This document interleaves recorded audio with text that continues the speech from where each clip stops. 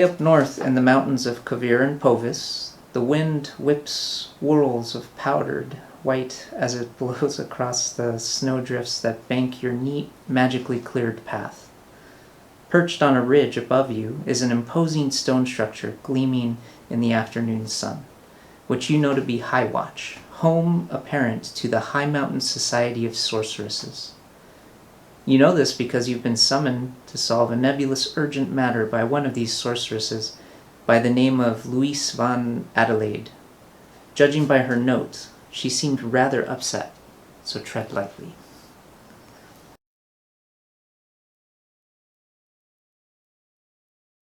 Okay, so we've arrived. We took our trip up Dragon Mountains over in the Kovir and Povis region. And we've just approached the entrance. We've been traveling for a few days now.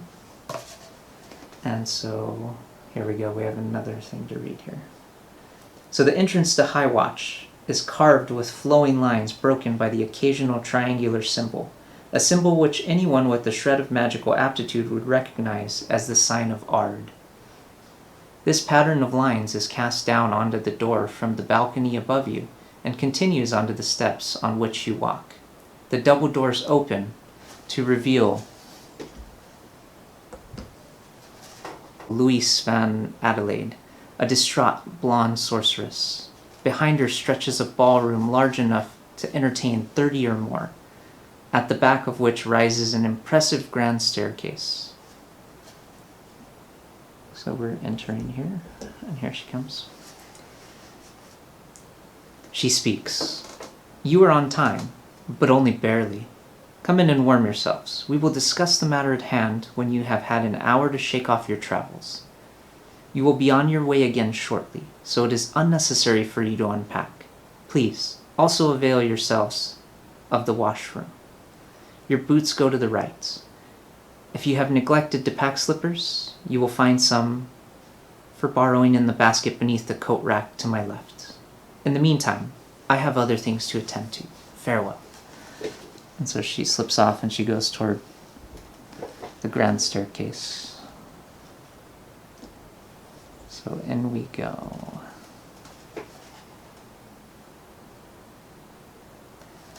So there's two other sorceresses in here. If you'd like, you could try to speak to one of them, or we can just kind of wait for her.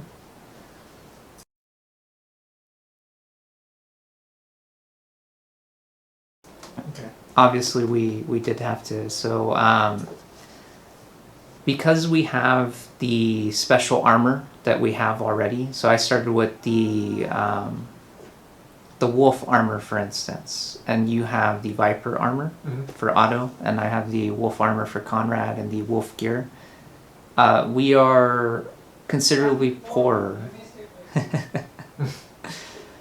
We're considerably poorer than the standard Witcher because we have better gear, but it has taken a lot more gold to maintain that gear. So whereas the standard Witchers have horses and things like that right now, we do not. We have sort of epic gear that has special abilities and is a little stronger and more powerful, but the catch is we have less items. Okay. We had less starting gold. So we only started with 60 gold to purchase stuff. So you and I have both been traveling. We're kind of having to pool our resources. And I have no gold, in fact. I have no crowns. I have 0. This journey took the last of my gold. Okay. But so from what we've been told, and Konrad has kind of been sent here to help with his own agenda by a Kovir noblewoman by the name of, that you are also familiar with, by the name of Katrina Stein. So you've both worked for the Stein family in the past, and that's how you kind of met each other. It was a very important event for him, for instance, because he's maintaining sort of this on-again, off-again romantic relationship with her since she was younger. When he was first hired on almost, I believe that would have been 30 years ago for his his storyline. But that's roughly where you guys met, and then you kind of divulged, and you've united again Okay. on the path. Konrad has his own sort of secret agenda going on that you may discover as we're going, and you likely have your own agenda that you can set as well. And we can go from there. Also, what's nice about the trade-off for the gear is because you have that specialized gear, you know how to build it from scratch. Just like, so you can build Viper gear from scratch. You know how to make it as long as you have the supplies, and you can get it to someone, you can tell them how to make it for you. Oh, okay. Same thing with Konrad. So let me introduce my character actually first. So my character here would be, his name is Konrad Rolsen of Lyria and Rivia, since they have recently merged. He's more typically from Lyria. And as you've been traveling, you've kind of noticed that, for instance, Konrad is a very unusual witcher. His empathy is on par with a lot of people. So even though he's at the max empathy, for instance, that a witcher can ever have. So he's not like perfectly human, but his empathy is pretty high. It's 6, which allows him to understand people a little more. So he's kind of a weird outlier for witchers as well. And that's something that you've picked up on the travels as you've been going, is that he understands people a bit more than the average witcher. Oh, okay.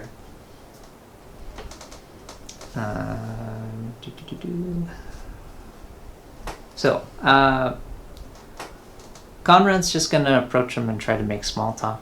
He's changed into his slippers,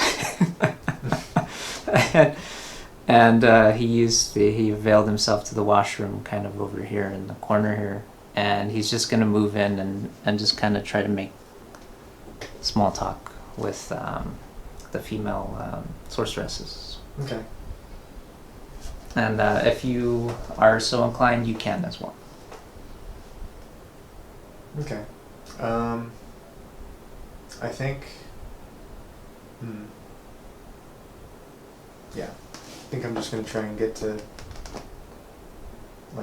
know them a little bit, not like Okay. become a friend. Just kind of figure out who we're dealing with. Okay. All right. So as we approach, the one that Konrad is kind of walking up to, she introduces herself as Katrine Priest, and she just kind of starts making small talk, and she says, yes, the 2 witchers who are here on behalf of the noblewoman, Madame Stein. It's very good to meet you. Go ahead and make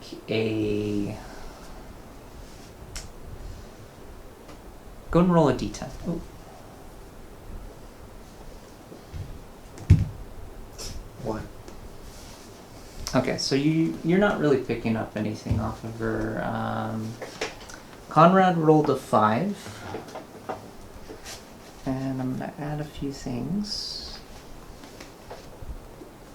So Konrad's gonna try and kind of ascertain her mood, what her motivations are, and he doesn't have the best roll there, but he's getting enough of a vibe that it's not so much that he gets the impression it's not so much she's interested in us as she's interested in the noblewoman. So it's coming off more like she's interested in the fact that there's status there. And so Konrad's just going to reply, oh, yes, we are good friends of Katrina Stein. Yes, she sent us over here. How do you know her? And I'm going to try to make another check here. Okay, 8 plus my empathy of 6. Plus I have 2 for charm, which is negated by the fact that witches are hated. I get a -2. So I got a 14. So she's like, yes, actually, my family, the family that I come from, was also nobility. And she starts to explain that she's the last of the line of her noble family, and so she's inherited the fortune, and that's how she's they're making this lodge, so to speak, this new magical school that they want to make. This new magic society is what I should have said. If you want, go and roll a D10 to see your initial impression with... 9. Oh, okay. And You then rolled pretty well. Empathy is a 3, right? Yes. Yeah, 3. And then, so you got 12, and then you would take a -2. So you still rolled 10. That's still pretty good for an initial impression. So the sorceress that you're approaching, she's a little more quiet. She's a little more reserved. She introduces herself as Clarice de Claudine. And she just starts kind of asking some basic questions. She's making small talk. You can tell she's not a very sociable person. And go ahead and make another D10. 8. 9. Okay, so you do pick up a little interaction with Katrine, looking over to Clarice, kind of saying, "Hey, don't worry, dear. You'll be back in your alchemy lab before you know it." She's just kind of trying to lighten the mood a bit. She's like, "You don't have to be so awkward, dear." It's just, and then she says that Luis should be back before we know it as well.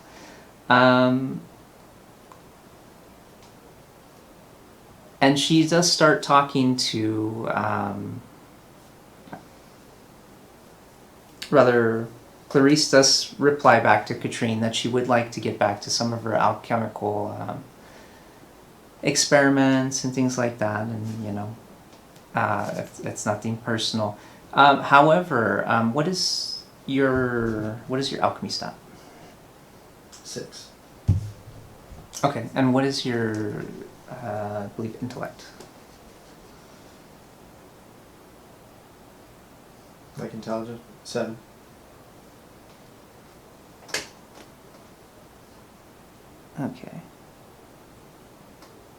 Okay. So, what's interesting though is you have a high enough number that you actually your understanding it's above Konrad's head. He does not have a high enough number with alchemy to understand what she's referencing, but you, on the other hand, understand exactly what she's saying. And she kind of looks at you for a second, and she realizes that you're picking up on this. And then it's like a switch has been flipped with her. She's like a completely different person. She starts asking you if you have an interest in alchemy, some of the experiments you might have done, things like that. So it's up to you how you want to respond. You can humor her, or you can kind of shut it down. It's your choice.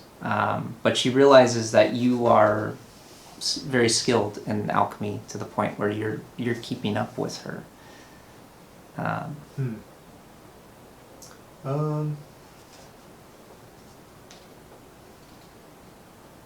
I'll just tell her,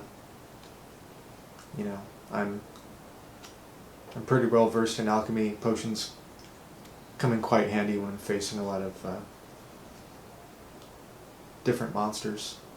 Some that have tendencies to bite you, and really anything. Okay. They come in handy anywhere. And your initial roll meeting her was like a 9, right?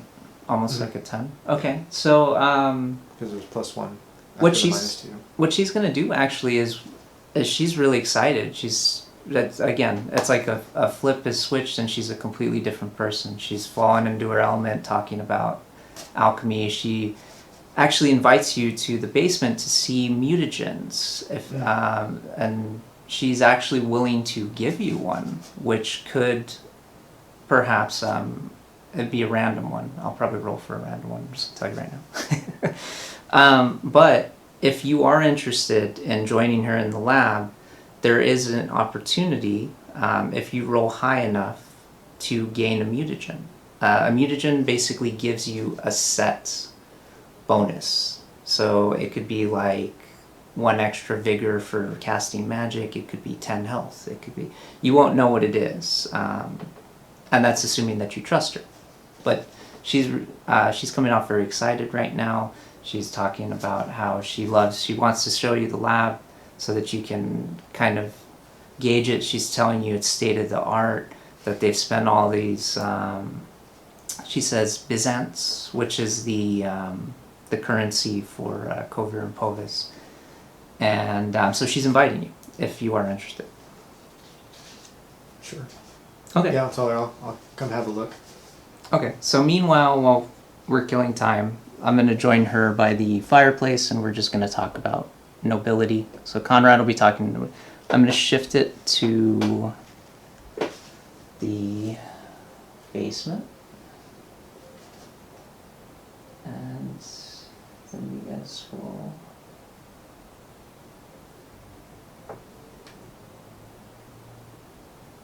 Actually, before that, I'll take that back. Okay, so before you guys have a chance, though, Luis does return.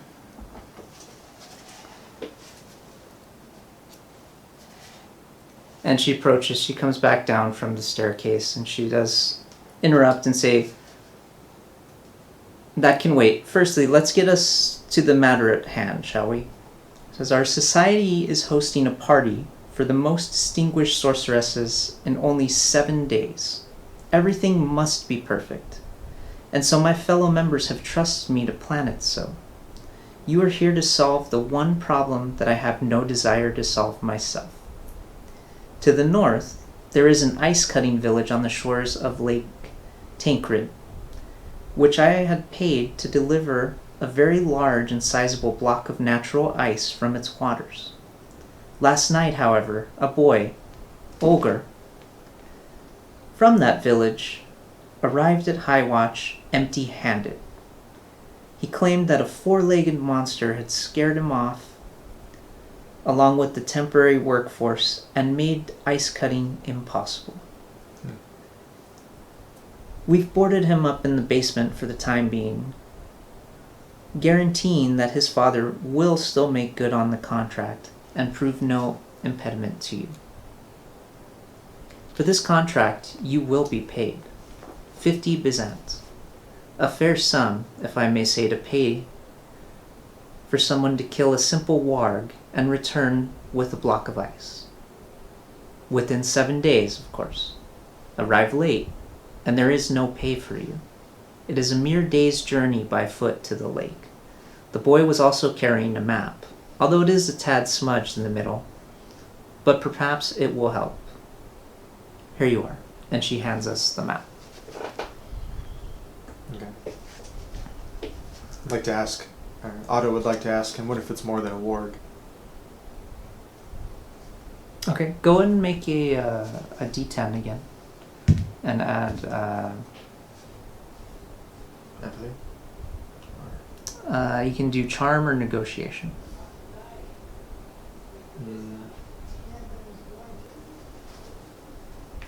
It would be under, so if you look under the empathy row, it'll be under there. So if you don't have it, you don't. Oh, I see. Yeah. Or, sorry, not charm, charisma. Okay, yeah, there's nothing under There's any of those. charisma, there's persuasion. Okay, yeah, I have nothing under empathy, so it's just 8. Okay. I too am going to try. Yeah.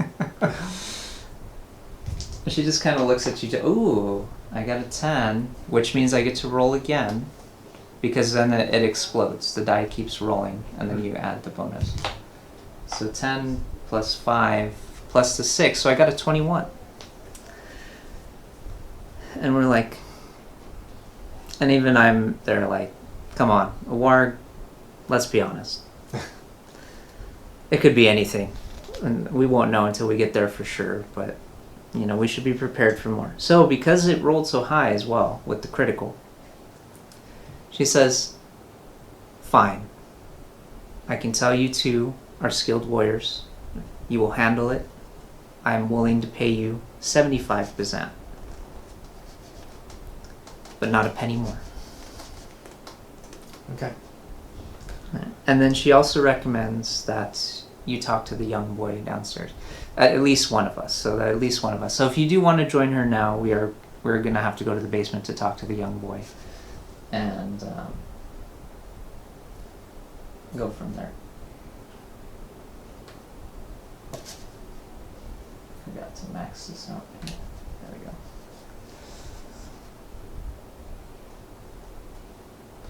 All right. Otto thinks it sounds fair. Okay. Now,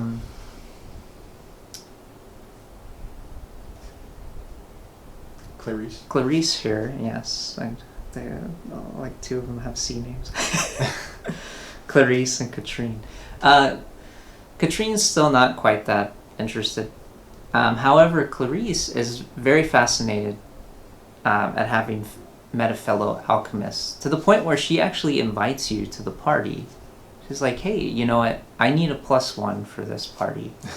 I would be very delighted if you join me for it, because I will at least then have someone. Like, you're off to the side, and she's telling you, like, if you're willing to join, she'd love to have you join as the +1, because then she can at least have someone to talk to about alchemy or something else other than trying to do some of the social duties that are expected.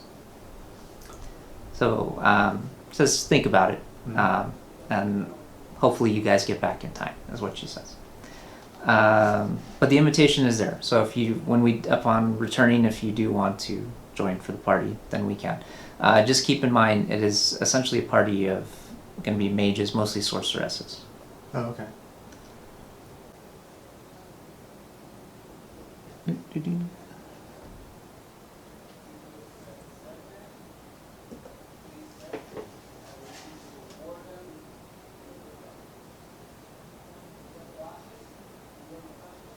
Okay.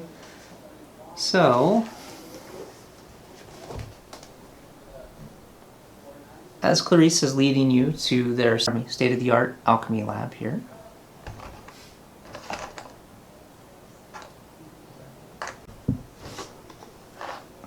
There you are. Konrad says, I don't blame you. You should probably go get that mutagen. He's like, check out the lab. Now, if you want, you can take Konrad's word for it, or you can try to also see if maybe he has an ulterior motive for telling you to go. Or you could even just ask him if you want. But he's probably like, yeah, you should probably go check out that lab, see how state-of-the-art it is, see if they've got some quality stuff in there. And then Otto's going to ask, what can I expect you'll be doing? Says, I'm going to go talk to the boy and ask him about the map and the creature, and see if we can get somewhere. Alright, sounds good. I'll either meet you in there or meet you up top. Okay. So, go ahead and roll a D10. 4. Alright. So do mages not really care about alchemy as much, because it's more like a skill with your hands, where they have magic, so they can just kind of make things happen? No, it's more, witchers use mutagens, for instance, to think of them as they grant perks, but you have to successfully sort of ingest it, and it becomes incorporated, and then you get let's say a +1 damage or +5 health, or +1 reflex or something along those lines. Whereas they tend to use mutagens. They can do the same with mutagens, but they use it usually more to mutate things, mutate creatures, experiments, things like that. Oh, okay. So it's not quite seen as favorably. In fact, many monsters, elementals, things like that are typically arise because of experiments. Yeah, and then that's, And then the witchers have to deal with them. Yes. And then they'll summon a witcher, and it'll be like a mutated elemental or something like that. Okay. Alright, so you rolled a 4. Ooh. 6, 7, 8, 9, 10, 11. That's a pretty good one. Okay. She says she's... Now, you've rolled high enough that she's trying to impress you here. But it's a very difficult roll. So here's the thing.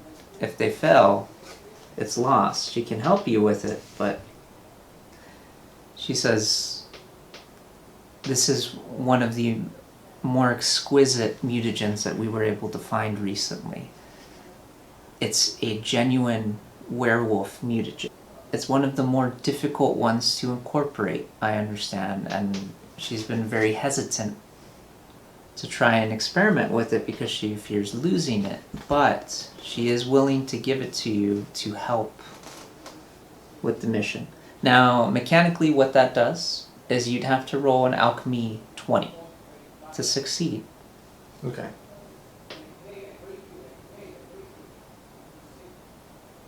And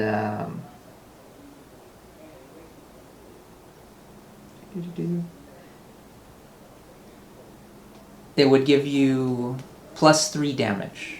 Oh, damn.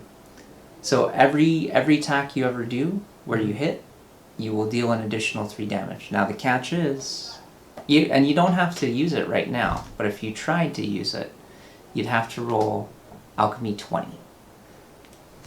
So what do I add to that roll? Because I have a 6 in alchemy. So you roll, it's plus your intellect. So I think you have a 13 or 14 on alchemy, I believe. Oh. Okay. I believe you have, you have 13 total. You'd need to roll 7 out of 10. And she did say she is willing to help you. Okay. So if you trust her, she's willing to help you, and it may very well succeed that way because, you know, she is a skilled alchemist, but you have to be willing to allow her to experiment. Okay. I think Otto's going to trust her just based on her excitement. She seems like she wants this to succeed. I mean, unless she's lying and it's not a werewolf thing and it's something else, but... Okay. So I'm going to roll secretly. Yeah. Sorry, go ahead. Oh, I'm going to assume that they're not going to try and betray us outright like this. Okay. Because they called us here for help. And there's another Witcher here too to back me up. So. Okay. So with you two assisting each other, it is just barely successful. Only because she is so skilled. Yeah, that was... I rolled a 10, by the way. Yeah. Well, then you keep rolling too. Oh. So you keep rolling and then... And a 9. Okay, so you succeeded anyway. So... So this is what happens. Between the two of you, you're successful, but for whatever reason, no matter how skilled she is, she almost botched it. Just nerves. Yeah. Now, it wouldn't have done anything to you, it would have just destroyed the mutagen. Mm-hmm. And she's like, oh, you know, and even she admits it. She's not trying to hide. She's like, I don't understand. This doesn't typically happen in the lab. I don't typically have this much difficulty with the mutagens. And so it's almost like it was a self-fulfilling prophecy where she almost destroyed the mutagen. But luckily it succeeded. So now Konrad is going to be talking to Olgar.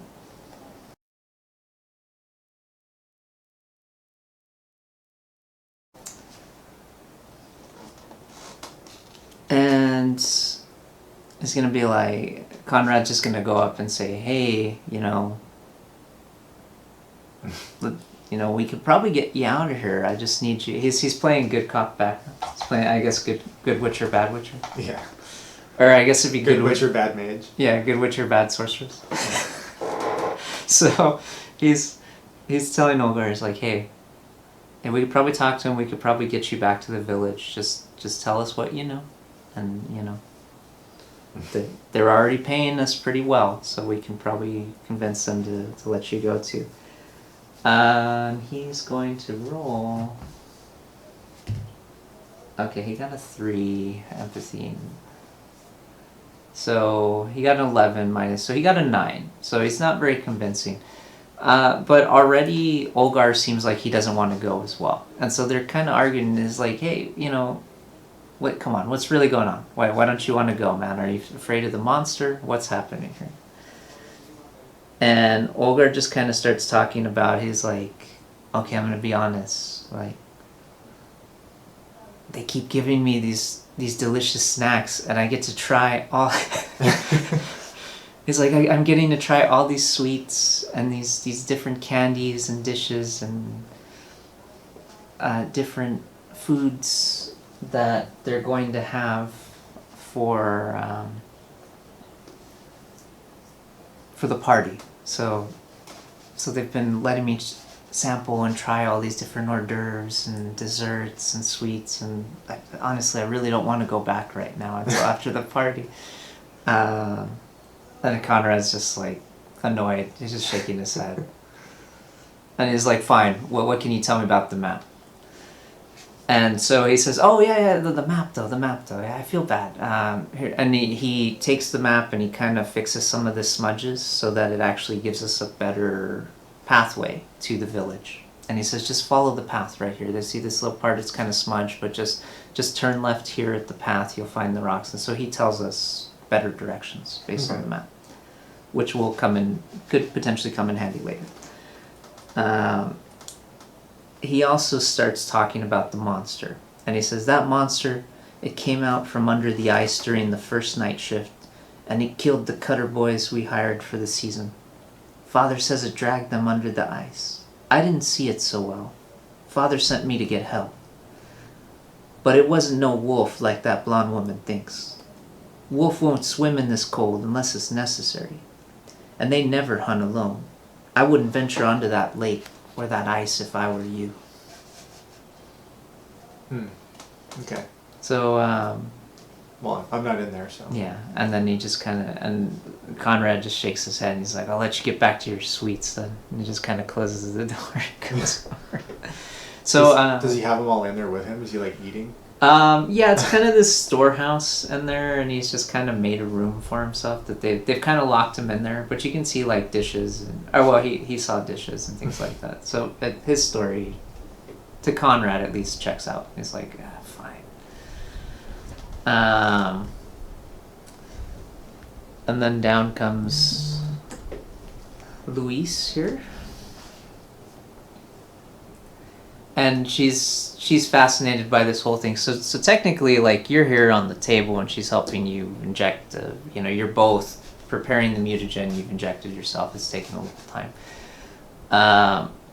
Now Louise is kind of fascinated by this aspect, and she starts sizing up Konrad. Ooh, wow, that's.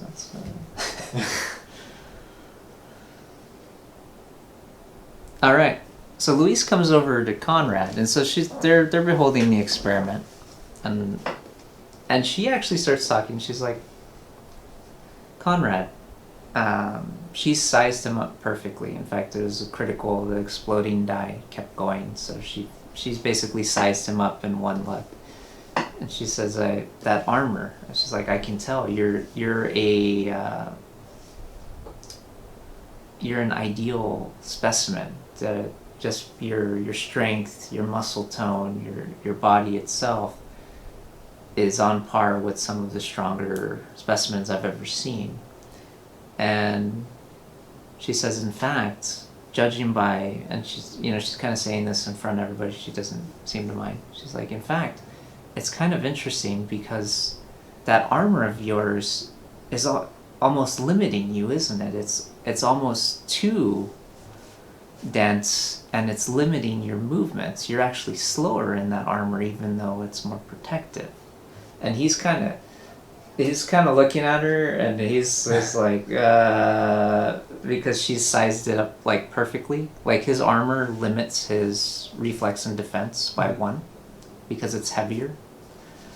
And he just kind of tells her, well, yeah, I've actually made it sort of a goal to try and get an enchantment on the armor when I can, so that's not a problem. But yes, the armor does have some encumbrance issues where it's limiting my speed or my reflexes and dexterity a little. And she's just kind of like sizing him up, and she's staring at him, and he's really uncomfortable. And she says, I'll tell you what. In addition to the 75, I may have further work for you all in the future if you agree to be the +1 for the party as well, and whenever is needed, if Konrad is open to being a subject to experiments given his peak physique for experiments, which is an interesting dilemma. I did not expect her to roll like 25. She rolled a 10, then she rolled a 5, then she added her mods. He says, all right. I think that can be arranged. But then she does look at him and she says, you're a little eager. There's something else you want here, isn't there? And he's uncomfortable because she perfectly sized up his motives, his physique, his armor, and so on. So Konrad does say, well, it's no secret that the Witchers are dying out, that we have less and less numbers every year, and it's only natural to be seeking out magically inclined sorceresses and sorcerers to aid them, because they are, because if we're ever going to bolster the numbers, he is trying to help Vesemir with that process, with setting up a network of To get candidates. magically inclined users, because they will be necessary. They will need sorceresses and sorcerers to enact the mutagens and make more Witchers if they're ever to crack the formula. And discover like some of the lost secrets and be able to do that. So he's a little uncomfortable. He's very uncomfortable because she, in one roll, has already figured out partly what he's doing here. And she just kind of pats him on the shoulder and says, don't worry, your secret's safe with me for now. It's like, but I'm not paying you more. And then she just kind of says, you two should probably be hitting the road soon, because it's still going to take a day to get to the village. Okay. So can Otto, or Owen? Otto, yeah. Yeah. Yeah, Otto. Can he, like, wolf out? Or he just has... No. So how mutagens work is it's kind of like equipping a perk. So he's got like the strength of a werewolf, basically. Sort of. Okay. It's so you can have two mutagens equipped at any time. And so some will be like +10 health, some will be like +1 charisma or something like that. Okay. Like if you have like vampire ones, or like there's trophies that you can equip as well if mages or sorceresses or sorcerers are willing to enchant them for you. Then when you wear them, kind of like in the game, it'll give you a perk. Like if you wear, but the thing is, it gives you reputation as a monster hunter. And the monsters are going to know what it is. Like if you're wearing like a succubus's horn as a trophy, mm-hmm. yeah, it's gonna help you interact with people. Because Witchers tend to start with the reputation of hated in Nilfgaard and the northern regions. So that's a -2 to like any sort of charisma stuff. Unless they're like friendly with them or something. But the average stranger, it's a -2. So you go into a tavern and you try to talk to them. That's why Konrad, for instance, he has +6. And then he also has his empathy. So he has a pretty good shot at talking with people. But then he takes a -2 penalty no matter what. Okay. So yeah, he's got like 6 persuasion, 6 empathy. So Konrad by default. That's why you've kind of noticed, he's better at talking to people than most Witchers are. And it's partly because of his mutagens. In fact, that's something else he's concerned that she picked up on. Like, as you're walking out, like, he voices that to you. He's a little concerned that she was able to size up so quickly. Because the mutagens, the mutations when he had them as a Witcher, did go so well that he's one of the more exceptional candidates. Like, he had no issues. If anything, his body accepted it the way it should have accepted it. Mm. But now she like knows all of his secrets, and he's because he doesn't hide it as much because he's got more empathy.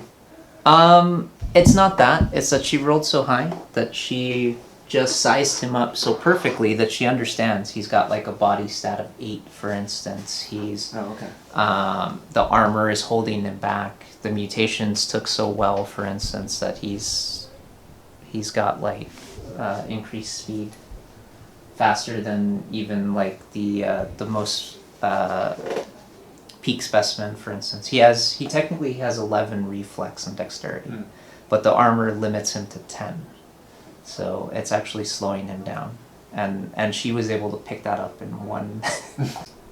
Okay, so we are following the map, which gives us a +2, but we are both going to have to make a roll for wilderness survival. Okay. I do not have a very good roll on that. I have a 2. Okay, and then you add your intellect, so. Oh, okay. Oh, so 7 + 2. Okay. And then plus whatever I roll. Yeah, I have 7 + 3. Oh, okay.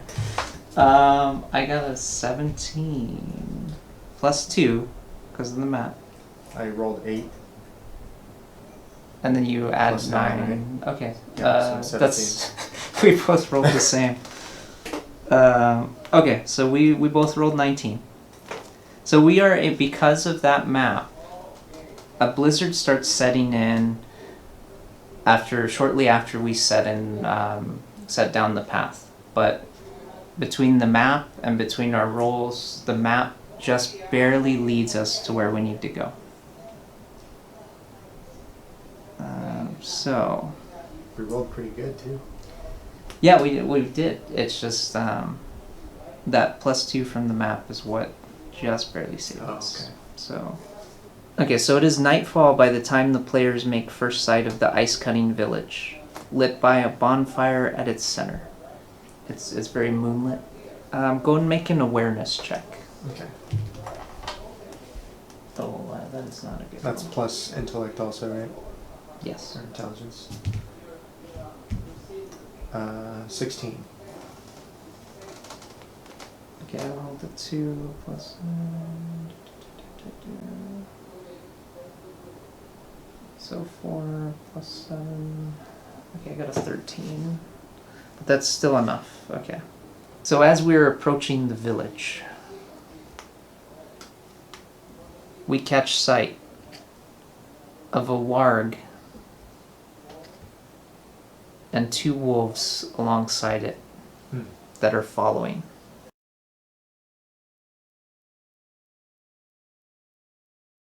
So we are not caught by surprise, but we do see it. Go and make a first aid check.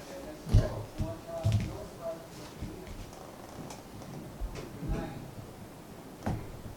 What is that under? Is it like medical or first aid? There it is. That's under craft. Craft. Yeah, so your craft stuff. So 19. Okay, so I got a 5 plus 6, so I don't quite get the number, but you do. Oh wait, or could I use monster lore? Okay, we both get that then, because you have monster lore plus 5. The warg in particular has a scar going across its eye, and the eye is a dull milky white, with the other eye shining brighter. So, what do we want to do? We can try to run across the ice. So actually, let's just say we're here. The village is straight on.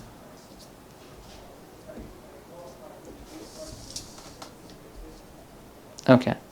So this is ice that we would have to cross to get to the village. Okay. We could also turn around and attack. We could skirt the ice and try to get to the village before they get to us. But that will also, all of those will determine. We could try to run, for instance, across the ice. We could try to run around the ice, or we could fight them. Okay.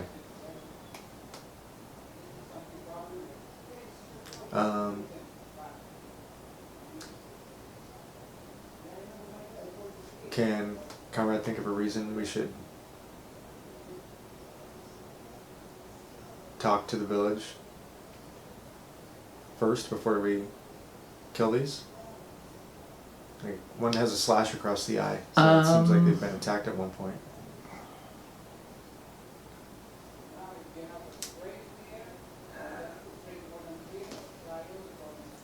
I think that Konrad would just say we should probably just fight it out, because because you weren't there, so it's actually good that you asked, because I've forgotten you don't know this. Konrad says, well, the Olgar did say that the woodcutter or the ice cutters were killed. The first one was killed when he was on the ice. The creature pulled him into the ice and killed him. Oh, all right. So if anything, he said maybe they are baiting us onto the ice. Because they can maneuver on it easier? Yeah, well, I mean... And they can apparently swim. The creature can, according to Olgar. Yeah. So I say we fight while we're on land. Okay. So then we'll turn and fight. And they are going to close in. So go ahead and make an initiative check.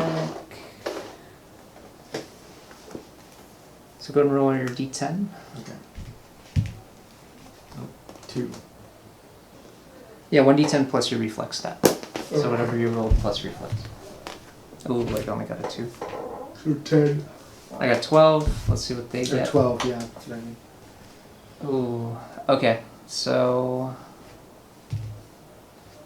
Oh my goodness. Okay, all 3 are going to go before we do. Alright. So they're going to close in. Let's see who they attack. Oh goodness. Okay. So the warg's gonna chase after Konrad, the other 2 are gonna chase after you. So they can, like, smell me?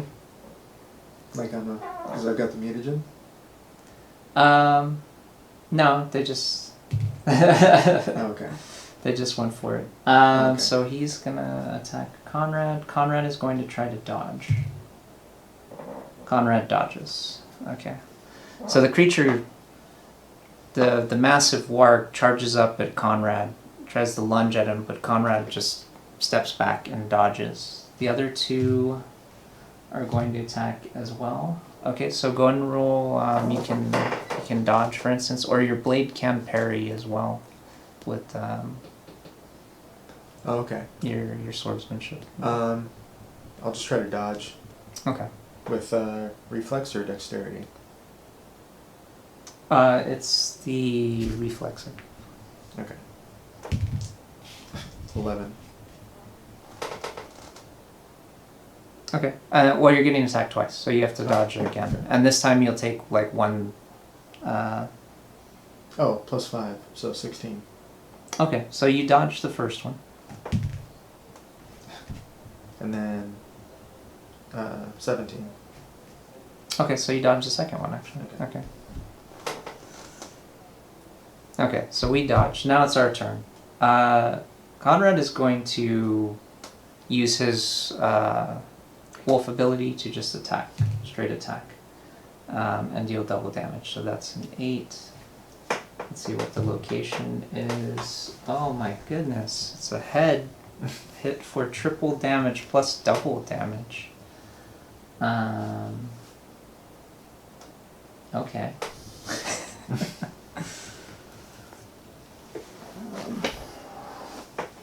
How much does this creature have, health-wise? She's gonna kill the warg. Okay, so the warg lunges at him. He turns around. He uses a strong attack with no penalty because of his wolf ability and his armor. And he just cuts through the head of the creature. And it just collapses to the ground. Your turn. Okay. So I get 2 attacks, yeah? Yes, you can either attack one twice, or you can attack both of them once.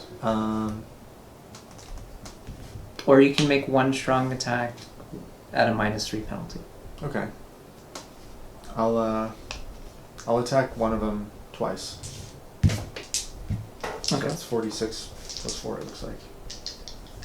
Well, you just roll the D10 and add your swordsmanship. Oh, okay. Then you roll the damage if you hit, Oh, I because see. they're gonna try to dodge. Okay.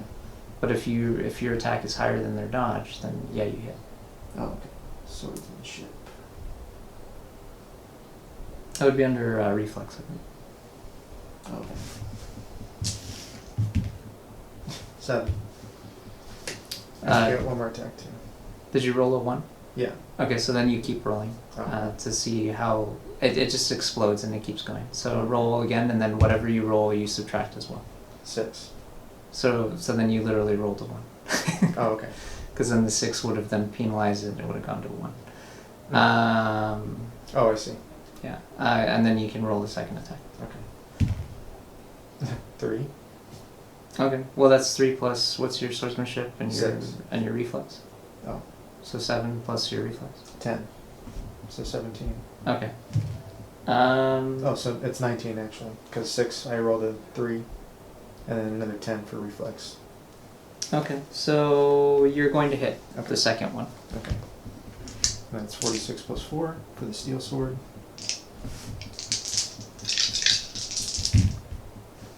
Jesus.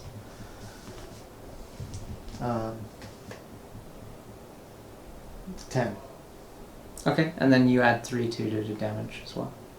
So 13. Oh, okay.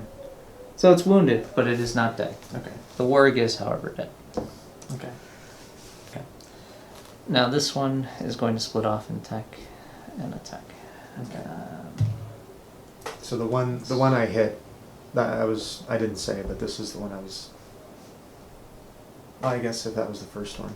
No, I attacked the same one twice, so that was the one I had attacked. Oh, so you attacked the same one twice. Oh, okay. Then you can have it do that, but. No, it's gonna do the opposite. Oh, okay. Okay, so he dealt that. Konrad's gonna try to dodge again. 3 plus 3. Okay, so Konrad will dodge. The other one is going to attack you. Okay. 8 okay, so are you going to dodge? I'll let's see. How do I parry? Where's that? You would roll a Dexterity? yeah. Let me double check. Because you're technically with your 2 blades that deal less. Mm-hmm. They do have the parry ability, so you can parry with them. At no penalty. I just need to double check. Oh. 10 and then plus reflex, right? So 20. Okay, so you do parry the attack. Okay. Okay, so Konrad is going to attack again. This time, okay, that's 3 plus. No, the creature dodges. Okay. This time dodges Konrad. And it's your turn. Okay. I'm gonna attack same one twice. Okay. And 9. Konrad was using the strong attack again, by the way. Oh, okay. So I got 9 plus swordsmanship, so 15 plus.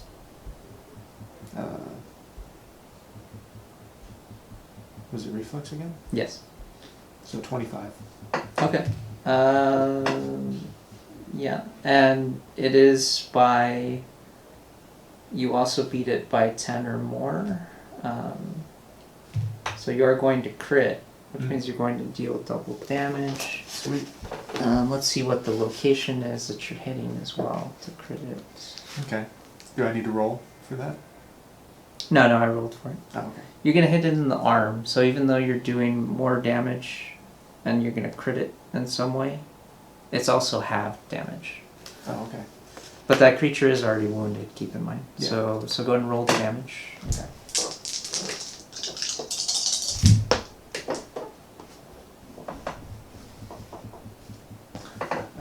14 plus 4, 18. You said it's another plus 3 also? Yes, because of your werewolf ability. Oh, you're right. So 21. Okay, and then because it's a deadly critical wound that you dealt, you deal an additional 10 damage, but then it's to the arm, so then it's halved. So how much is that total? So 31, so 15, because you round down? Yeah, so you still kill it. Okay. You like just slice through its arm, just limb lops right off, and it's Sweet. on the ground too. Konrad is... Actually, it's going to attack Konrad now. So 5 plus initial wolf damage. Konrad is going to dodge, just barely. Okay. Konrad is going to attack. That's not a very good roll. And it's going to critical dodge. So Konrad tried another strong attack. Emboldened by the wolf before, and then that creature rolled 26 to dodge it. Jeez. With the crit plus 9 plus its skill for dodge and reflexes. So it is just dancing. Yeah, it's dancing circles around Konrad's strong attack when it comes down to try and hit it. It's your turn. Alright, I'll move in to attack this one.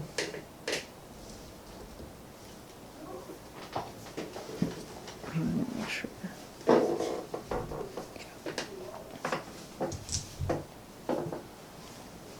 Okay, so go ahead and roll. Okay. 6 plus...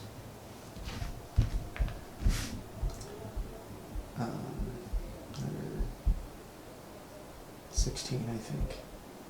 So 24. Okay. Oh, wait. No, 22. To hit. Okay. And going to roll to dodge, and it does take stun damage because it's an additional dodge this turn. You are going to hit. Okay. So go and roll a D10 for the location. 4. Okay, so it's going to be the arm. I like the arms, I guess. Actually, let me double check that. Okay.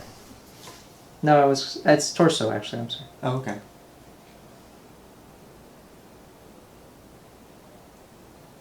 So it's just regular damage. Just Okay. one.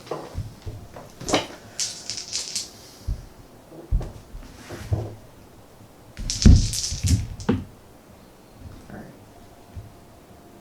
11 plus 5, 16, plus another 7, 23. 23 damage. For damage? well, how much did you roll? 11. Oh, and then you get the then plus 5, 4, and then right? And then plus the it was 3? plus 4 Yeah. and plus 3, so Okay. plus 7. Yeah, that's why. Yeah. Okay, yeah, so you kill it, and the one hit, you deal more than the 20 that you needed to kill it. That one was even like hiding its arm from me because I saw what I did to the other one. Alright, so we've taken them out. Now it's a question of what do we want to do? Do we want to go across the ice? Do we want to skirt the ice and take our time? Let's take our time because these things can swim, so I'm not sure if there might be more. Okay. But do you want to take the ward head? Yeah, we can. We can take a trophy from the It's one. already detached. Yeah. We'll take it. As we approach the ice-cutting village, we see that it's a Spartan collection of villages along the shore of Lake Tancred, consisting of a long building, 2 smaller family cabins lit from inside, and a burned down building that is covered in snow. Hmm. At present, there's a large bonfire in the center of the settlement.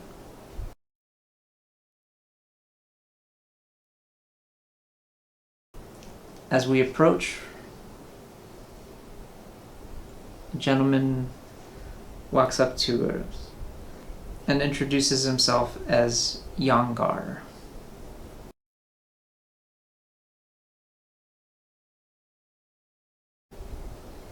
He totters out of the cabin closest to the lake with the help of his cane, which smacks against a metal triangle, causing the middle-aged man, Henrik, to join in on the gathering, who waits for the village elder to finish speaking. So then we have Henrik over here.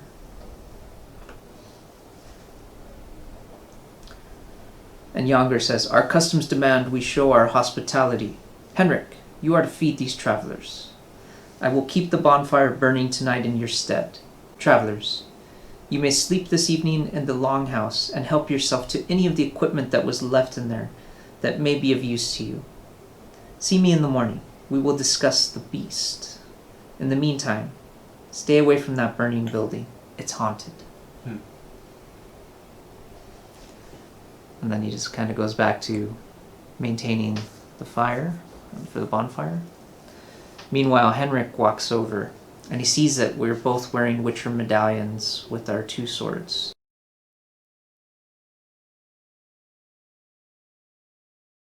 And he says, "Master Witchers, we have no coin to interest you, though I suspect you are already being paid. If there is anything you would need for one of your potions from these mountains, please make me aware so that I may find it for you. I know these lands well, and I am hardier than I look." When he's finished speaking, Younger looks back. So Henrik speaks again, and he says, "I will begin cooking now. Should only take an hour or so. In the meantime, please unpack your things in the longhouse. You'll want to start a fire in the hearth so that it's warm enough for sleeping tonight." Okay. So he's invited us to dinner. He's going to go start the cooking. He said we can go into the longhouse and see what supplies are in there, if we would like. Okay. Could tell him, well, they don't have any money. I don't know. We could see if they want us to bring Well, we do have back for some fur. We do have the wolf meat, so let me bring him back. And I'm Yeah. like, "Hey, we have some of this this wolf meat that we collected, you know, from some of the wolves in the area. That would probably help Okay. with the stew." Yeah. Okay, so I'm gonna switch this to the longhouse.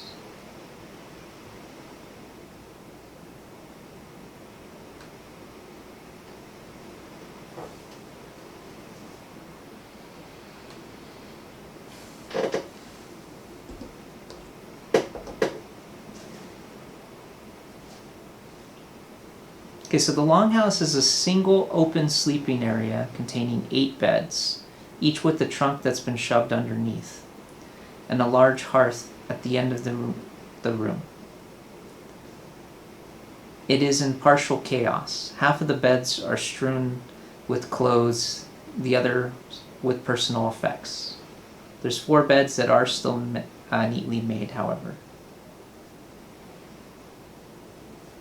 Okay. So he did say we could pillage if we wanted. Okay. Yeah, may as well. Let's check what's here. Okay. So it takes us a little bit, but as we're rummaging through all the chests, the clothing that's just been thrown about, we find 4 sets of cold weather clothing, 3 pairs of ice skates, 2 units of clotting powder for injuries, 2 Gwent decks for cards, a bar of soap, and 1 bottle of dwarven spirits. Okay. I'll take one of those Gwent decks for sure. Yeah, I think we can split everything. So you'd have 2 sets of cold weather. I'd have 2 sets. Okay. There's just a 3rd pair of ice skates for some reason, and yeah, I'll put it in the satchel that I have. Okay. The rest of it. I'm going to leave the clothes here for now, but we do have them now. Okay, so we have a couple options now. We can go join for dinner. There's the other buildings. We could scout the lake. It's up to you what you want to do. Okay. How much time do we have before they're eating? Well, he's making the food right now, Okay. so it's probably going to be soon. But I say we scout a little bit and then go eat. okay. Do you want to scout the lake? Do you want to scout the surrounding areas? Do you want to scout the house? Do you want to just...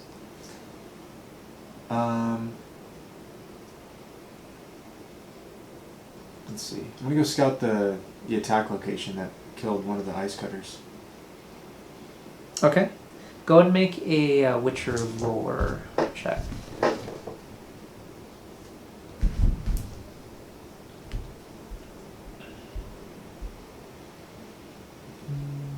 Nope. 9. Okay.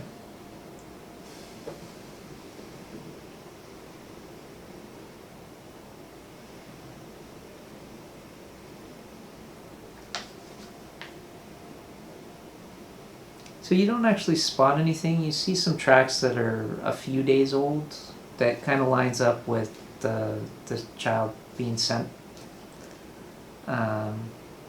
It seems as though maybe something may have come out to feed and then hasn't come out since. Okay. But you're not getting too close to the lake either. You're just scouting the area of the initial attack. Okay. So it could be that once it ate, was satiated, you're not quite sure. Okay. I'm gonna pursue the animal tracks a little bit. Okay. Are you gonna go toward the lake, or are you... Well, where do the tracks seem to be leading? The tracks go into the lake. Oh, okay. Yeah, Yeah. I'll do that. I'll go towards the lake. Okay, so go ahead and make another Witcher lore.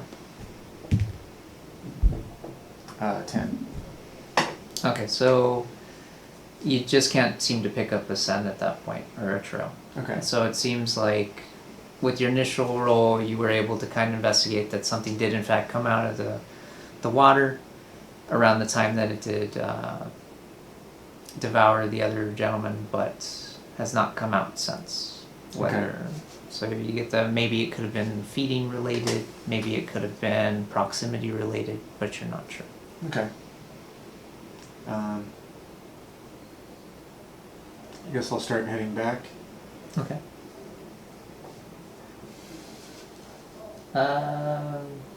You still have two options. Since you are scouting the outskirts of the areas, there is the house. The you can haunted. still see the house that was burnt down. Or you can also come back from the edge of the village and join for dinner as well.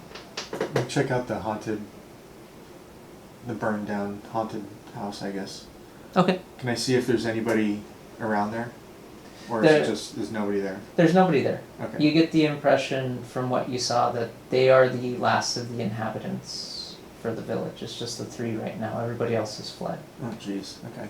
Yeah, I'll just go up to the haunted place. Oh, no, there it is. So where the heck is this thing?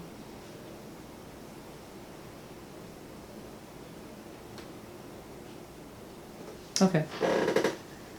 And there's a slight hint on this that you shouldn't be able to see, but it's too late now. Oh. And there's only two of us, so I'm not gonna... Yeah. So Konrad is gonna join you. He sees you heading toward the house, and he's like, best we both go if it is haunted, just to be on the safe side. Okay. So as we approach, you're still at the other end of the ice cutting village where the ruined, burned down building is. It's roughly covered in snow. It is also, looks like if you are going to go into the house, it is going to be difficult terrain between the snow, between all the damage, the wood. So you would potentially have to do some sort of athletics or dodging check to get through. Okay. Or you risk injury. Do you want to go in? Well, what can I see from out here? Go and make a awareness check. Oh yeah, you crit it, so you're gonna get it anyway. Okay. You got a 10, and then so go and roll again. Okay. 3. Okay, so you can tell this isn't related to the creature. This isn't something came in and fed. This is the house was burned down, and it looks like it was deliberately. You can also tell that there's kind of a hidden. It's not so much hidden because the extensive damage from the fire, but there was once a concealed doorway that went into a basement that you can kind of see from where you are. Okay. But it is risky to get to it, but you can, if you want to make either an athletics check or a dodge check. Okay. Does it matter which side I enter from? Is there like an easier side? You'll have to find out. Oh, okay. Anywhere where there's not a wall, it's been burned down, though. So you can literally walk in. That's why you can kind of see. Well, it seems like it's closer to this outside wall, so I'll come over here. Okay. And then I'll try to... Oh, actually, looks like we entered down this way, so I'll come this way. Okay, so the closer you're getting, the darker it is in the building. You do have a lantern if you want to try to light it. Okay. And that will illuminate the squares kind of around you. Okay. Yeah, I'll light it up. Okay. Or do I have a cat? You can use Igni. There's the Igni spell. Oh, okay. I'm not gonna force you to roll for that. Okay. But it just costs you like 2 stamina. That's okay. No, I'll just use the lantern for now, and I'll walk towards the stairs. Okay.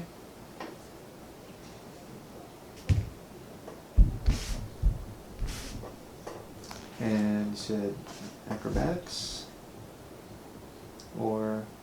Yeah, either athletics or dodge to kind of get through the debris without getting harmed. You're either going to have to push through it, or you're going to have to basically push it out of the way, or you're going to have to try to dodge through it. Okay. Where's... Oh, yeah, I'll just do dodge, I guess. Okay. So 6 and 5, so 11, and then that's reflex, so another 10, so 21. Okay.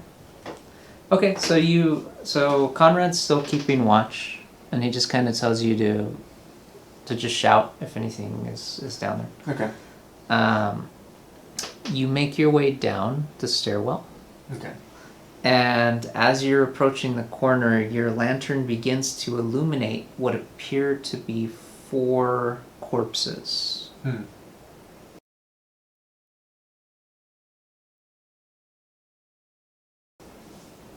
But you have not approached them yet, so you're kind of seeing the silhouettes of 4 bodies that appear to be still and motionless in the corner. Okay. I'll call out, tell them there's 4 corpses. I'm gonna investigate them closer. Okay. Go ahead and make an awareness check. 9 and 3, 12. Intellect is 7, 19. Okay. So it looks like it's a family. They're all kind of in a corner together, all 4 of them. And it does appear to be the former occupants of the building. They've been... Locked in the basement, and then Yes. the place was set on fire? Yes. And as you're looking around, it also appears that all the stores in the basement have been looted. So there's everything that was valuable as far as the food and the supplies, it's all gone. Okay. Is there anything interesting about the bodies, or are they just people? Are they just humans? It appears to be a family, because some of them are close together. Okay. So it does appear that someone locked them in there and then they just perished. Okay. And everything's been looted, so I'll head back out. Okay. Another check to get out of here. Yep. Okay, so 23. that's good. You push through the debris. Well, rather you dodge the debris, you weave through it, some of it creaking, but you're unharmed.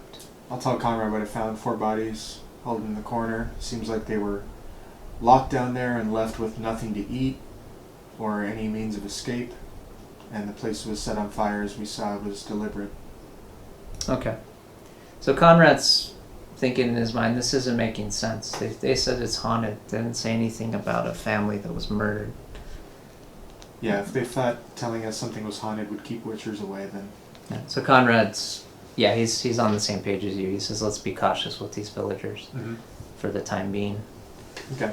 And then we kind of hear them calling at this point.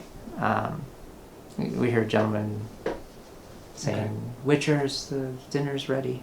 Alright. I say we walk to another part of the lake and then go up to the village so they don't see us coming from this direction. Okay. Go and make a stealth check. Okay. Oh, yeah. I don't think that's going to happen. Well, you might get through. Where is that? Let's see. Brawling. Oh, there it is. Dexterity. Okay. Yeah, I rolled a 1, so then I have to subtract 6 more, so I have -7. I got 18. So, since I failed horribly, I said, yeah, good idea. And so you're fine. You see, and then Konrad just starts knocking all this stuff over. Oh, shit. Like he knocks over some wooden planks and brings attention. So there's a loud cracking noise of like a 2x4 that just snaps from the roof of the building after he kind of trips on a support. So he's not hurt, but they know we're over here. Oh, shit. But they know he's over you were over here, yeah. So any element of surprise, that's gone. I could try to cover. And be like, oh man, did you guys hear that? Well, yeah, they're already waiting. So you have Henrik's cabin here. So he's over here. And so even though you kind of snuck around, he's like, hey, Konrad, I saw you over there. What's going on? Are you okay? I heard that loud noise over there. So there's no element of surprise there for Konrad. Yeah. Well, he doesn't need to say he even went in there. He could just say, yeah, I went over to see if there were some ghosts, but... Yeah. Well, yeah, that's a good point. I'm going to try and bluff him. 8 plus... Is it your empathy? Plus 6 plus 6, so that's 20. He's like, yeah, man, it must be haunted indeed. And he's like, yeah, I told you. Weird noises all the time. You should just stay away from that building.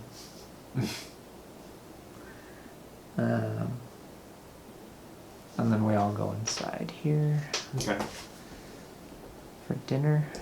And inside we find a little girl.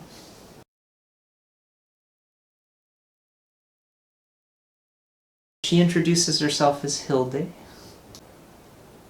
She runs over to Henrik and she's like, Daddy, when is Uncle Olgar gonna finally teach me to ice skate? He was supposed to get me some ice skates so I could go practicing. And he's like, not now.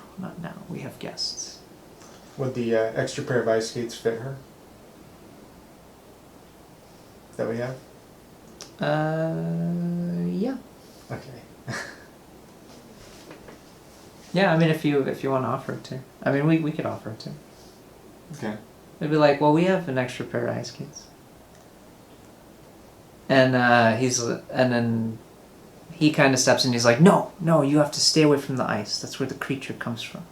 He's like, I appreciate the gesture, but please keep my daughter away from the ice. Okay. Sorry, kid. I don't even say that. I'm just like, okay. Understandable. And then she's just like, oh, Dad's so smart, and he teaches me to read, and he's promising to take me hunting next summer, and he's so great, and he's really good at drawing too. And she's just going off while we're at the dinner table while he's making the food. I want to ask him, what do you draw? So he says, oh, just all sorts of things, just, wilderness, things like that. The lake sometimes. Then he changes the subject, and he says, did you find everything all right in the longhouse? Were you able to... I was like, I know you guys said you found some ice skates from the sounds of it. Were you able to find anything else? Yeah, we found some ice skates, witcher clothes, and a deck of Gwen cards. Would you like to play a game? I was like, oh, no, thank you. I'm not too good on the Gwents these days. Thank you, though. I try to stay away from gambling. Oh, okay. Do you have any cards for sale? And he's like, no, I don't. Okay, so unless we have any other questions, dinner just kind of continues that same way. She keeps upselling her father about how great he is, how strong or smart he is, how skilled a hunter he is. So unless we want to bring up anything else, then dinner will conclude and we'll move forward. Oh, okay. I can tell him what I found, that it seems like the creature came out of the lake, attacked, and went back into the lake, and I couldn't find any sign of it coming out again or exiting somewhere else. Okay. He does say, well, that's good to know that they have noticed the creature does kind of, once people are on the ice, it springs into action. And that perhaps he will be able to tell us more in the morning. Okay. If we retire for the night. Okay. Because he does want to get back to keeping the fire burning for the bonfire, which seems to keep the creature at bay some nights. So ever since the attack, they've just kept it burning because the creature has not returned. Okay. Alright, yeah, so we just turn in and then continue in the morning. The daylight might help us.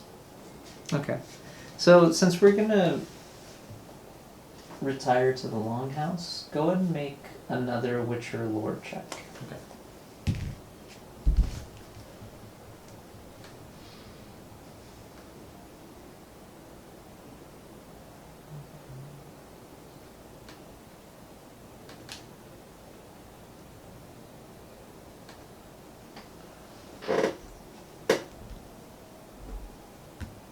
Where is it just intelligence? It's your monster lore, but so your Witcher lore is your main ability. Okay. So it's at the very top. Your defining skill is your Witcher training. I apologize. I should have said Witcher training. Okay. It can substitute for monster lore. So. Okay. So 11 and 18 total. Okay, so you rolled much higher than I. Konrad's still kind of lost. I rolled a 3 plus 6 of 9 plus my intellect here, which is only 7. So I got 16. You got higher than I did. So with everything you've discovered, what you saw, it seems as though perhaps this creature was born of some sort of curse related to the death of the family. But how, you're not sure. That would require further investigating or perhaps further questioning. Okay. Alright. Well, we can question them in the morning. And we'll keep what we found secret, but Okay. If they know what happened at the, like how the house burned down. Okay, so then Yongar comes and visits us in the morning. Okay. And he just starts telling us more details. And he says, it was the first night of our ice harvesting season, and I had assigned the first shift to 4 of our temporary workers. I was looking on from my window in my cabin, making sure everything was going as planned.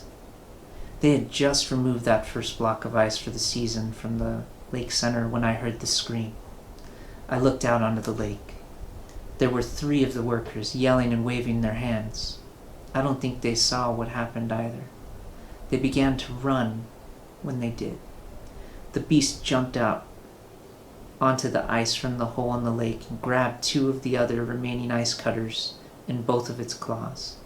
The last one was holding a torch, and the beast looked at him for a bit before stuffing both of the men captured in its claws into its mouth, and crawled toward the last ice cutter, dragging its bloated body across the ice with its arms, moving much more slowly than it did before it ate the others. The boy dropped his torch and ran from the shore as fast as he could. The beast dived again into the lake, and I saw the ice open underneath. The last boy seconds later. I didn't see him or the beast again. After seeing it avoid the torch like that, I got the remaining temporary workers to band together to make a bonfire in the center of town in exchange for food for their trip back south, as all 4 of them were ready to run naked into the forest if it meant not being here. Then I sent my son to get the help of those mages, and I've been keeping the bonfire burning ever since, with Henrik's help. So with your role of already reflecting some of the information you already know, you've also put forth that it seems that this creature is primarily food motivated. Okay.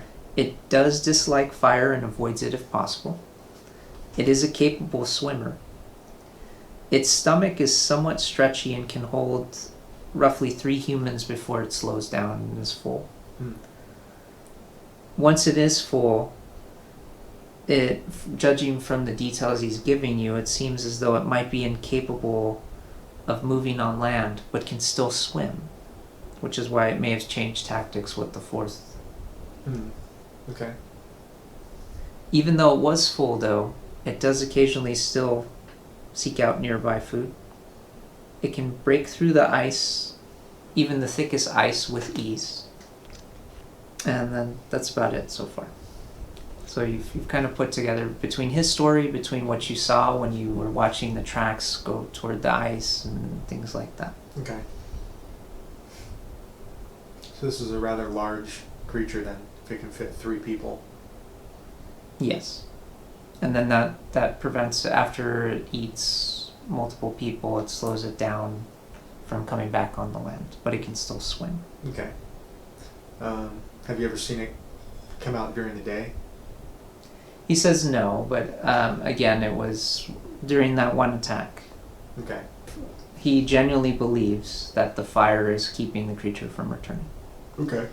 Well, we should put the fire out. Okay. So you do have a couple options now. Once we put the fire out, he's going to be like, it's suicide though. You know, what are we going to do? You're going to slow it down. No, I'm just kidding.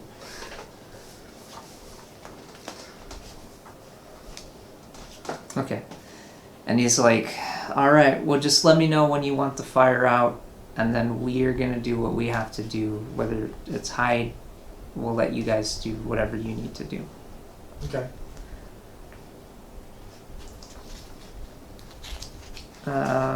So that begs the question of whether or not we want to tell anybody what we found out.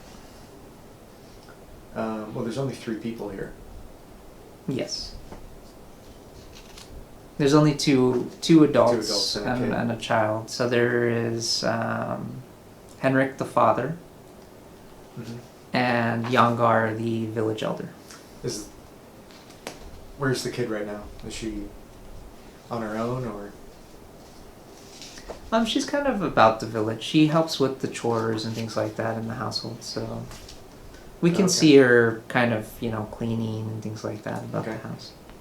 I'm gonna go try and talk to her and ask her, who used to live in the house? Did they flee? Okay. With all the other villagers? So I'll just the burnt house. I'll place you outside here. Okay. And Konrad's going to do a bit of scouting as well. Okay. So go and roll yes. And plus empathy. Okay. So 6 and just straight empathy? Yeah. Oh yeah, just 6. Okay.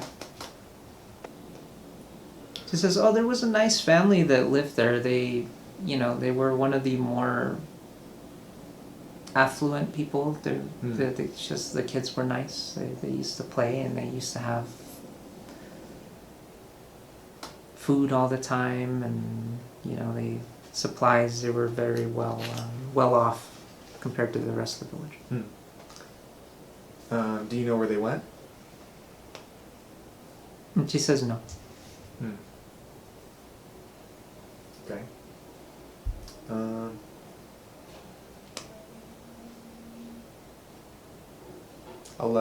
gonna give her the extra pair of ice skates and just say, when your dad's ready, he'll teach you how to use these. Okay.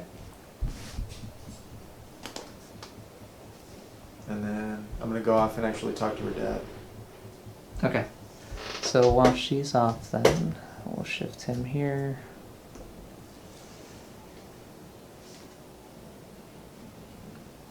And Konrad's still going to be around the fire, just keeping watch, just to be on the safe side. Okay.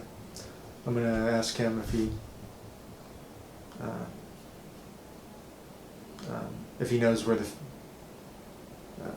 or how did the building burn down? Did it happen during the creature attack? Okay. Go and roll a human nature check. Okay. Human nature. What is that one under? I believe it's also under empathy. There's human perception. Human perception, I'm sorry. Oh, okay. Yeah. It's a 9 then, because I don't have any points in empathy. So. Ooh, okay, so yeah, he rolled really low. You get the feeling he's like, how would I know?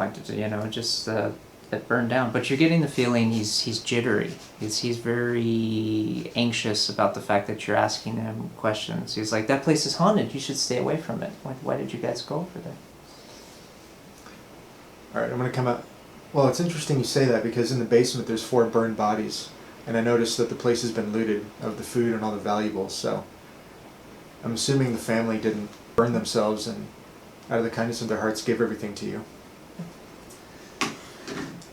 Okay, so he starts panicking, and then he breaks down.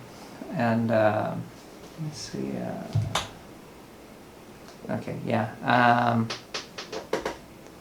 Konrad's kind of noticing that, and, little girl's over here while he's breaking, and he's like, hey, let's go over here. And Konrad kind of takes her away. She's like, let's go talk about skating. Because he's just full on bawling. He starts confessing to you that he was foolish, how his wife had just died. He didn't think things through, that when Hilda's mother died of starvation, he just went into a rage, and so he raided everything from there and then locked them in there so that they couldn't tell anybody, and then burned down the village building. How long has this place been burned down? So he does say that, and you've already rolled high enough with the monster lore. He does say that it was around the time that the creature appeared. He said he was just trying to provide enough food for his daughter through the winter so that she wouldn't starve and die of illness or starvation as well. I'll tell him, creatures can be born out of acts like this. Yeah. So go and make another monster lore check. Okay. Or witcher training, technically. Oh, witcher training. So 7, then 5, and then it's under intelligence, right? So it's Yes. 12, and then 19. Okay. So it's clicked with you at this point. His act of malice, where he just killed the family to hide the shame of being found out after he stole all their goods and locked them in there, most likely is what triggered the curse. And in a situation like this, there are 2 ways typically to end a curse. You either kill the person that's cursed to appease the balance, or you have to kill the subject of the curse, which is the creature itself. Okay. So I just know this, just because of my. Yes. Okay. So with since he's confessed to you, and you rolled so high, it's become apparent that his act is what triggered the curse. And once the curse was born, the only way to stop it is either for him to die to appease the balance and the spirits, or to kill the creature so that it can no longer feed and rampage. So I'll tell him, either we risk our lives to clean up your mess, or you can take care of yourself and clean it up yourself. And so what he does say is like, oh, I help. I'm so ashamed. I will help you if need be. I will help you. I will fight alongside you if need be.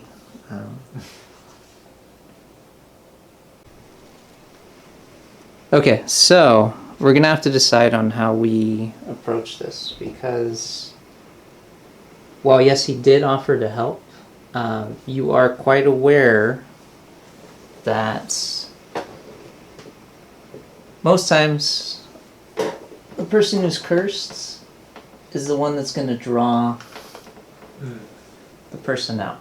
So we can either extinguish the fire like was planned and fight it, or we could use him as bait, but there would probably be very little chance, unless we acted incredibly quickly, that we'd be able to save him, because he will probably be the first thing the creature goes for to try and end the curse. Okay. I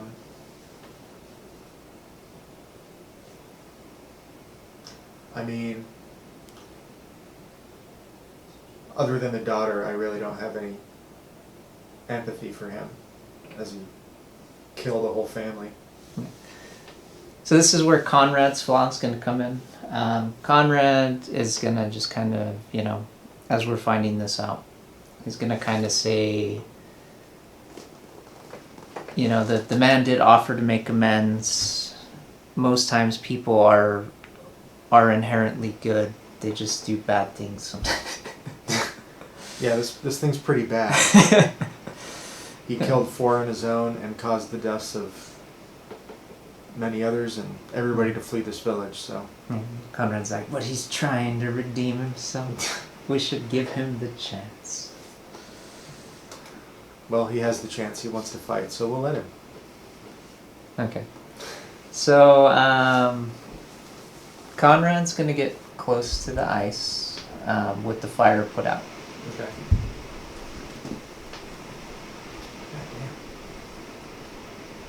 And out comes the gentleman.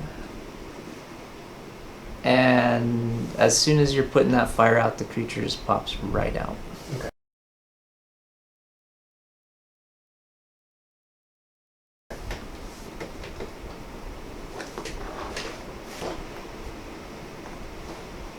So trying to help the guy, Konrad is going to try and charge the creature and fight it.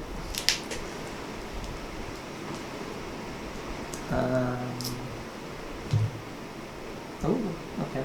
So in devouring this guy, the creature would also die? Correct. Okay. Either the creature has to die first, or with the risk like this, if the creature gets to him first and just kills him, it too will end the curse. Okay. But that means the creature's going to get to hit Konrad, probably. So Konrad hit, which means he'll have the strong attack. Let's see here. 10, 11, 16 damage. It will be doubled. But now let's see what the creature's health is.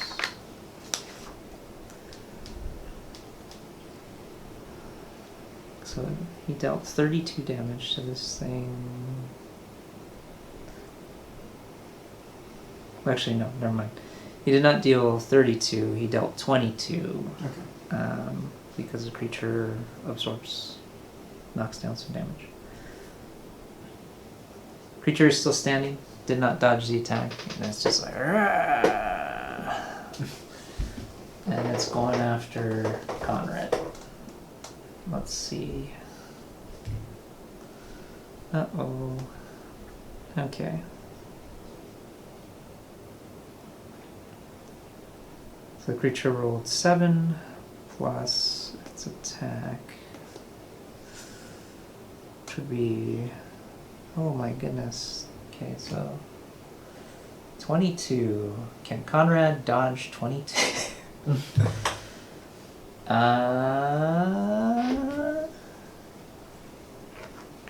8.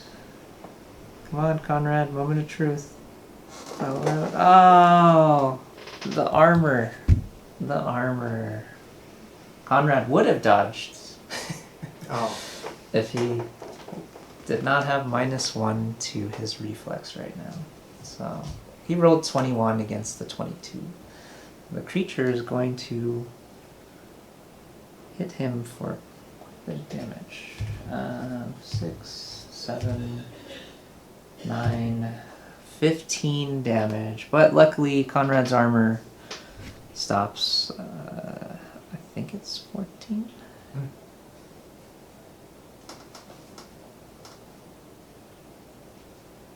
Where's your armor, Konrad? Yes. So, Konrad only took 1 damage. However, he gets a second attack as well. He gets 2 attacks with his claws. Okay. Second time he misses Konrad. He rolled a 1, which then got a -9 to the attack. So 16. So the creature rolled 7, and Konrad easily dodged the second attack, but did take some stamina damage because it's the second dodge for him. Okay. It is now your turn. Alright. I'm gonna move up then.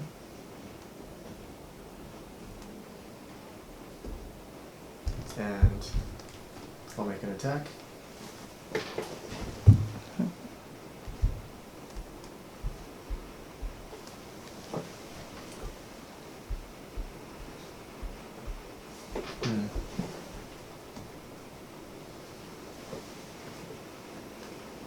I do have a Thunderbolt potion.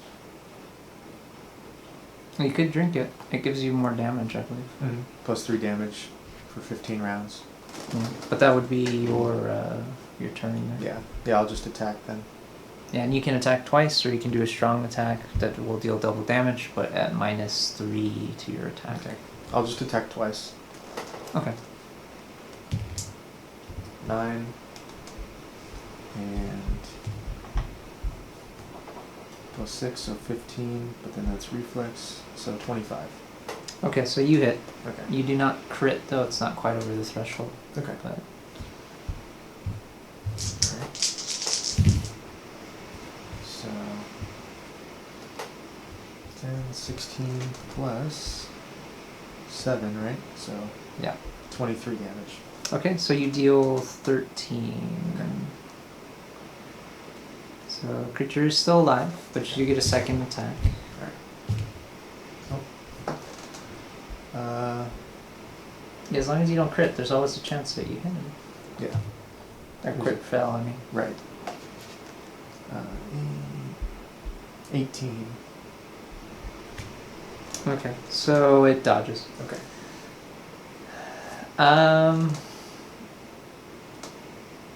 Yeah, he's gonna stand back there. He's got his bow. He's ready. He's got but he's shaking, and he's just gonna stand back there. Henrik.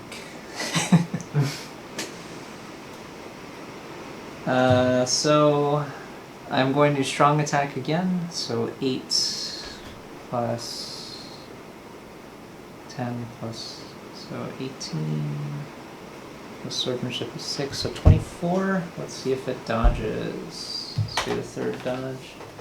It does not dodge. Just barely. So that lets me 3, 7, 8, 14, 28 minus 10, another 18 damage. It is still alive.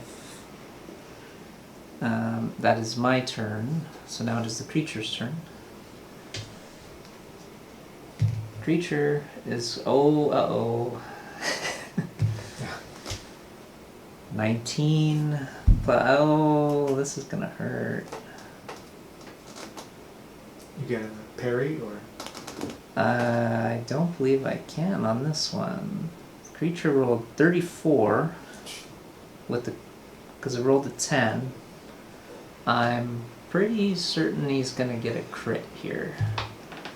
One shy of so 19 plus my dodge, which is only 3.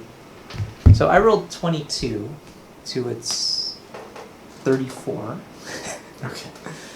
Which means I take an extra 10 damage from his attack because it's a deadly critical. It bites Konrad very hard. And Konrad is now actually swallowed by the creature too, in the belly of the creature right now. So in addition to taking, so 14 damage will be lowered, but he's going to take 5d6 damage plus 10. 6, 12, 18, 19, another 6. Okay, so 25 out of a possible 30 damage. So Konrad's going to take 35 damage, 14 subtracted from the armor. He is swallowed. So Konrad's going to take 20 damage. 21 damage. That hurts. I am down to...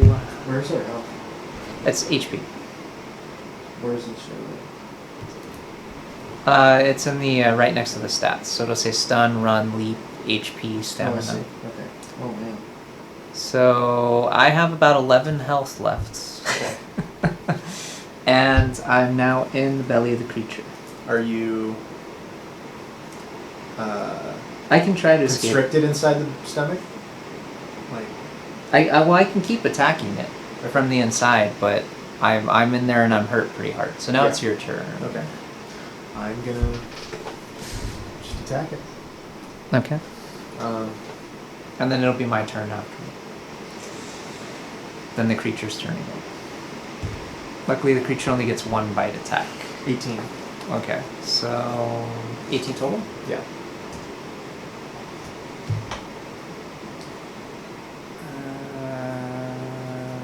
Three. It dodges. Okay. Okay, so I'm gonna hit it. Oh wait, you I get a do have second attack. yeah. 21. 21. Oh, okay, crit missed. So -3 to his defense. So 15 total minus 12. So you are going to crit it. Oh. Alright. Because it's so you will add additional damage, which I'll calculate once you tell me the number. Okay. 8 plus 7, so 15. Okay, so you're gonna deal 20 damage to it. Okay. Because it's not quite like 10 or more, but you did crit it by 5 or more, so you deal more damage to it. Still alive. However, now I get an attack from inside, and I can just attack it, I believe. Is there any negative? Because you're like... I mean, it can hold 3 people, so... Yeah. No, I can try to escape or I can attack it. I may as well go out swinging here. Okay, so that will hit. And this time I'm gonna... No, I'm gonna go for the crit.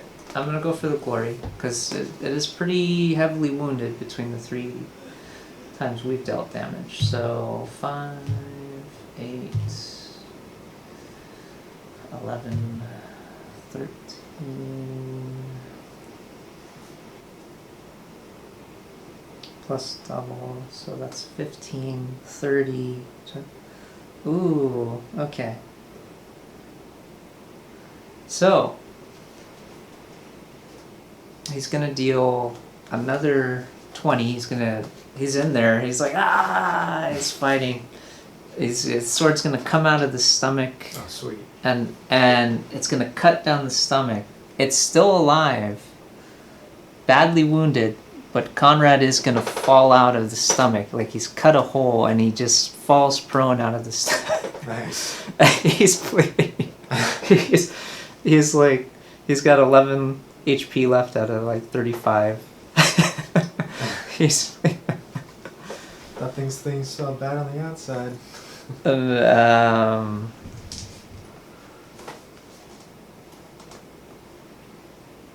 Does that? But stun he the is creature for a gonna while? take because he was still in the stomach. He does also take 2 damage as well to each body location. Oh no, actually.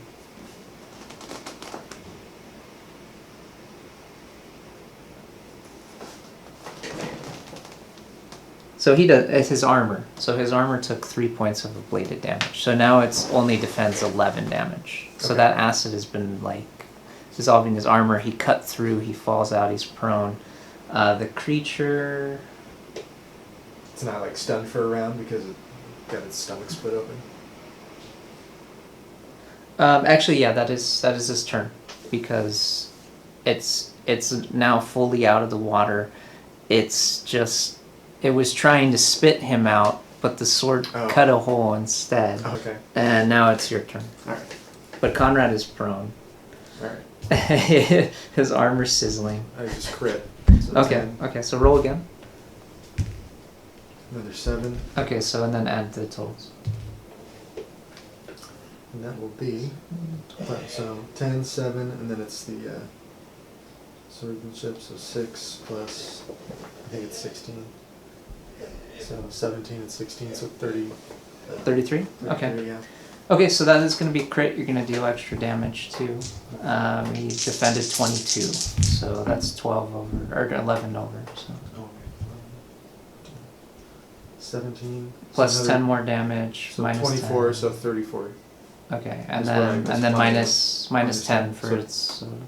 Okay, 24. you kill the creature. Okay.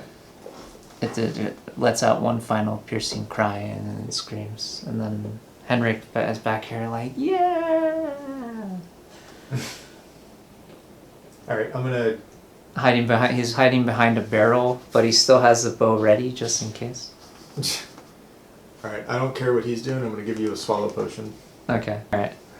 Yeah, so he's prone on the ground. You pop the swallow potion, you give it to him, and he's like, ah, and he's still dazed. It's like acid sizzling. Covered in bile. Yeah, okay. Take a swim. Probably numb the pain. And Konrad's just like, what did I miss? All right. As he's coming to. All right, so we finished it. We still have a few minutes. We're down to the 5-minute mark. If Yeah. we're gonna take it to that. So we can leave. We can just forget anything ever happens, or we can rat him out anyway. It's your call. I'm gonna Because tell him. the village elder is gonna be like, "You killed it! Thank you so much." Oh, and you get a rare Zariah stone from its corpse, which is like something you can use for like armor weaponry type thing. Okay. But he's just like, thank you so much. We'll have the ice over there in a day or two. We promise. We'll get more people. And you got 12 essences of water. Okay. Killing it. All right. So moment of truth. So he's just like, so Konrad's over here like take care of your daughter. You know. Yeah. Not everybody's gonna help you. Yeah, I'm gonna tell him like, because his daughter's right there. You know what you did. You need to go in there and clean up your mess. Give them a proper burial. And then confess to the elder and make the rest of your life dedicated to your daughter and making amends for what you did. Okay. And he agrees, and he's like, thank you again, thank you so much. And we have received 70 Byzant, which is the equivalent of almost 280, 75, I'm sorry, which is the equivalent of 300 crowns. Okay. So we'll be able to buy some supplies. So, I can say for absolute certainty, you have earned an ally with Clarice de Claudine. Katrine doesn't really seem to care about us. She's more interested in establishing relationship with Katrina Stein. Okay.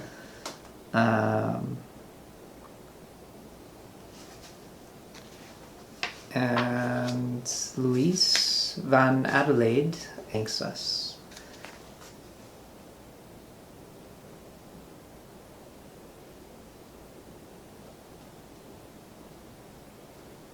Olgar has also been released from his captivity of sampling all the dishes. He's like, oh man. And has been sent on his way back. Now we are...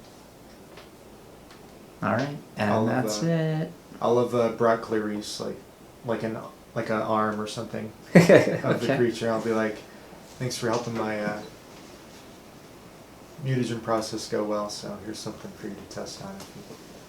I'll tell her what the creature is a little bit. But... Okay. And that is the end. Yay, we have some allies. And Konrad has kind of secured some mages, some sorceresses to help should we find more secrets for the Witchers. And also Konrad does ask if they are willing to teach another sorceress, which he says that can be arranged if he continues to agree to further experiments given his physique. And so he does reluctantly agree to that. So he is sort of indebted now to Luis von Adelaide as well now, whether he likes it or not. Okay. Alright, so that is it.